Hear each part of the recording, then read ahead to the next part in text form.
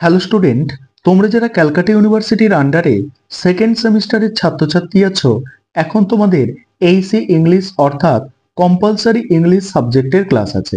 আজকের ক্লাসে যেটা আলোচনা করব, রবীন্দ্রনাথ টেগরের লেখা অর্থাৎ রবীন্দ্রনাথ ঠাকুরের লেখা রামমোহন রায় যে স্টোরিটা তোমাদের সিলেবাসে আছে, এই স্টোরির কিছুটা টেক্সট আলোচনা করব, সঙ্গে গুরুত্বপূর্ণ 10টি এমসিকিউ প্রশ্ন উত্তর নিয়ে আলোচনা করব।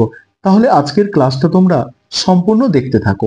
প্রথমেই কি বলা হচ্ছে দেখো, it takes time to understand and appreciate any rare personality who comes at an age when his country has lost itself and দেখো কন্ট্রাডিক্টেড ইটস ওন ম্যাজেস্টি। অর্থাৎ এই লাইনের মধ্যে কি বোঝানো হচ্ছে, যে এটা বুঝতে এবং গ্রহণ করতে সময় লাগবে। বলছে এটা ইট টেক্স টাইম, এর সময় লাগবে, টু আন্ডারস্ট্যান্ড মানে বুঝতে, অ্যাপ্রিসিয়েট মানে গ্রহণ করতে, এনি রেয়ার পার্সোনালিটি মানে কোনো মহৎ ব্যক্তিত্বকে, হু কেমস যে এসেছে, অ্যাট অ্যান এজ একটা যুগে বা একটা সময়, হোয়েন মানে যখন, কান্ট্রি কান্ট্রি মানে হিজ কান্ট্রি মানে তার দেশ, হ্যাজ লস্ট মানে হারিয়ে ফেলেছিল, ইটসেলফ মানে নিজের, অ্যান্ড কন্ট্রাডিক্টেড কন্ট্রাডিক্টেড মানে বিপরীত আচরণ করছিল, ইটস ওন ম্যাজেস্টি মানে নিজের মহত্বের বিপরীত আচরণ করছিল বা মহিমার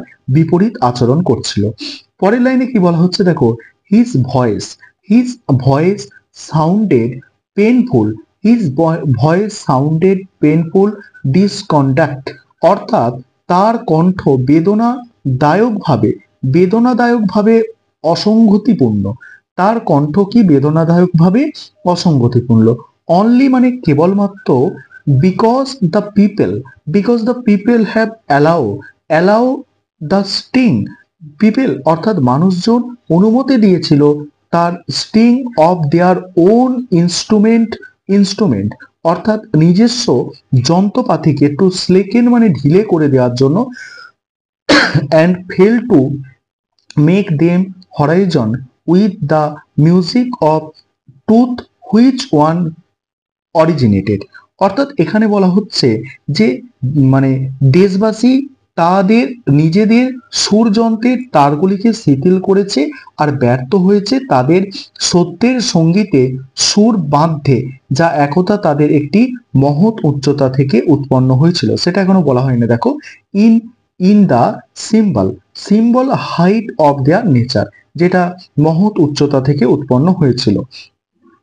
তারপরে বলা হচ্ছে Rammohan Roy was one such a man. Rammohan Roy হচ্ছে একজন ব্যক্তি, হু হ্যাড বিন রুটলি রিজেক্টেড, যে মানে প্রত্যাখ্যিত হয়েছিল। রুটলি মানে কি বলতো, অভদ্রভাবে প্রত্যাখ্যিত হয়েছিল, বাই হিজ কান্ট্রি তার দেশের দ্বারা, হুইচ রিফিউজড মানে যেটাকে প্রত্যাখ্যান করে, হি রিমেন্ডেড সে মনে করেছিল, the responsibility of its great ইনহেরিটেন্ট অর্থাৎ তার উত্তরাধিকার সূত্রে একটা রেসপন্সিবিলিটি আছে অর্থাৎ দায়বদ্ধ আছে। হোয়াইল মানে যেটা, সিলিং মানে আঁকড়ে ধরেছিল, উইথ দেখো ডেসপেরিট মানে মরিয়া ভাবে আঁকড়ে ধরেছিল, দেখো ইনফরশন ইনফরশন মানে মোহ, টু ইট ডিগনিটি মানে অধঃপতন। বলছে এই লাইনের মানে হচ্ছে কি, রামমোহন রায় ছিলেন এমন এক ব্যক্তিত্ব যিনি অভদ্রভাবে প্রত্যাখ্যিত হয়েছিলেন নিজের দেশবাসীর দ্বারা, যারা নিজের অধঃপতনকে বেপরোয়া মোহবিশিষ্ট মত আঁকড়ে থেকে নিজের মহান পরম্পরার গুরুদায়িত্বকে স্মরণ করতে অস্বীকার করছিল। বাট মানে কিন্তু, ওকেশন মানে তোমরা জানো উপলক্ষে, বাট কিন্তু উপলক্ষটি দেখো আর্জেন্ট মানে জরুরি ছিল, অ্যান্ড দেয়ারফর মানে তারপরে, হিজ অ্যাপিয়ারেন্স মানে তার আবির্ভাব, in the midst of an দেখো অ্যাংরি অ্যানোয়েন্সেন্স মানে রাগান্বিত বিরক্তি, ঠিক আছে, বা ক্ষুব্ধ বিরক্তির মাঝে, ওয়াজ ইনভিটেড মানে অনিবার্য ছিল বা অবশ্যম্ভাবী ছিল। হি কেম টু রিপ্রেজেন্ট মানে তিনি এসেছিল, দ্য চেঞ্জ অফ সিজন মানে হচ্ছে ঋতু, হুইচ মানে যেটা, must follow the long indignance of ডট মানে দীর্ঘ অনাবৃষ্টির পরে যেটা নিয়ে আসে, অ্যান্ড ব্রিং দ্য ওয়েলথ মানে জানো তোমরা সম্পদ, অফ সাওয়ার মানে বৃষ্টির, হুইচ মানে যেটা দেখো, ইন্সপায়ার মানে অনুপ্রাণিত করেছিল, in the heart of the patch up মানে শুষ্ক, ব্র্যানেচ মানে অনটন, অ্যান্ড ম্যাগনিফিকেন্স মানে হচ্ছে মহিমা, অফ লাইফ মানে জীবনের। বলছে কিন্তু উপলক্ষটি জরুরি ছিল তার, আর তাই ক্ষুব্ধ বিরক্তির মাঝেই তার আবির্ভাব অবশ্যম্ভাবী ছিল। এটা প্রথমে বললাম। তারপর কি বলা হচ্ছে যে উনি এসেছিলেন সেই ঋতু পরিবর্তনের প্রতিনিধি স্বরূপ, যা আসে দীর্ঘ দীর্ঘ মানে খরার পর, দীর্ঘ খরার শেষে, আর বয়ে আনে শ্রাবণের ধারার সম্পদ, যা শুষ্ক অনটনের হৃদয়কে জীবনের এক আড়ম্বর দিয়ে অনুপ্রাণিত করে তোলে। এইটা ছিল তোমাদের টেক্সট আলোচনা। এবারে তোমরা গুরুত্বপূর্ণ এমসিকিউ প্রশ্ন উত্তরগুলো দেখে নাও। এবারে তোমরা গুরুত্বপূর্ণ এমসিকিউ প্রশ্ন উত্তরগুলো দেখে নাও। প্রথম প্রশ্ন যেটা আছে দেখো, হোয়েন ওয়াজ রবীন্দ্রনাথ টেগর এসে অন রামমোহন রয় পাবলিশ, কখন এটা পাবলিশ হয়েছিল? 1933 অর্থাৎ 1933 খ্রিস্টাব্দে। হয়ার, হয়ার মানে কোথায়, ওয়াজ রবীন্দ্রনাথ টেগর এসে অন রামমোহন রয় পাবলিশ, কোথায় হয়েছিল? বিশ্বভারতী নিউজে। পরের প্রশ্ন আছে, on which occasion was Rabindranath Tagore এসে on Rammohan Roy publish? Answer দেখো, on the century of death of Rammohan Roy, অর্থাৎ 100 বছর পরে, রামমোহন রায়ের মৃত্যুর 100 বছর পরে। আরেকটা বিষয় তোমাদের এখানে বলার আছে, একটু বলে নিই, যে তোমাদের জন্য স্টাডি মেটেরিয়াল তৈরি করা হয়েছে। তোমরা যদি কেউ স্টাডি মেটেরিয়াল পারচেস করতে চাও, সেক্ষেত্রে তোমরা এই নম্বরে যোগাযোগ করতে পারো, 919123900521 এই নম্বরে তোমরা যোগাযোগ করে স্টাডি মেটেরিয়াল পারচেস করতে পারো। আর তোমরা যারা প্রথম সেমিস্টার থেকে দেখে আসছো, তোমরা জানো যে আমাদের স্টাডি মেটেরিয়াল থেকে 100%ই প্রশ্ন কমন আসে। যাই হোক, পরের প্রশ্ন দেখো।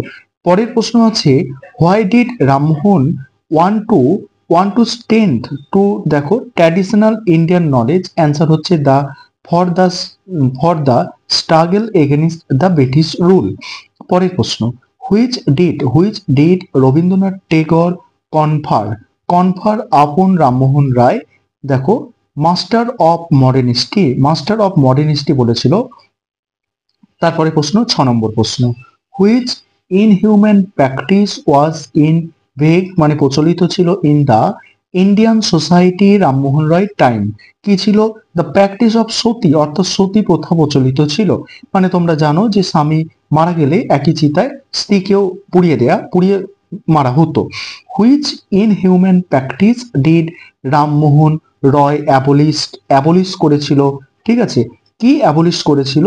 দেখো, association with British officials like Hastings, Cornwallis, Lord Minto, এদের সঙ্গে মানে সমঝোতা করে কি প্র্যাকটিসটাকে অ্যাবলিশ করেছিল, তুলে দিয়েছিল? দ্য প্র্যাকটিস অফ সতী প্রথাটাকে। তারপরে দেখো পরের প্রশ্ন, which inhuman practice was prevent মানে বন্ধ করে দিয়েছিল ইন দ্য ইন্ডিয়ান সোসাইটি কি বন্ধ করে দিয়েছিল? দেখো, অ্যান্সারটা হচ্ছে কিলিং অফ গার্ল চাইল্ড, অর্থাৎ গার্ল চাইল্ড মানে বুঝতেই পারছো যে শিশুকন্যা, ব্রাইট থ্রোয়িং মানে ছুঁড়ে দেওয়া বা ফেলে দেওয়া, them into the river or sea মানে নদী এবং সমুদ্রে। Why did Rammohan Roy support western education? কেন ওয়েস্টার্ন এডুকেশনকে সাপোর্ট করতো? To gain freedom from the British rule থেকে ফ্রিডম অর্থাৎ স্বাধীনতা পাওয়ার জন্য। আর শেষ প্রশ্ন, what kind of education did Rammohan prefer for the Indian under the British rule? Answer হচ্ছে synthesis of Indian and western learning, অর্থাৎ মানে একটা সংমিশ্রণ আর কি, ইন্ডিয়ান এবং ওয়েস্টার্ন লার্নিং এর সংমিশ্রণের কথা এখানে বলা হচ্ছে। এই ছিল তোমাদের আজকে গুরুত্বপূর্ণ ক্লাস।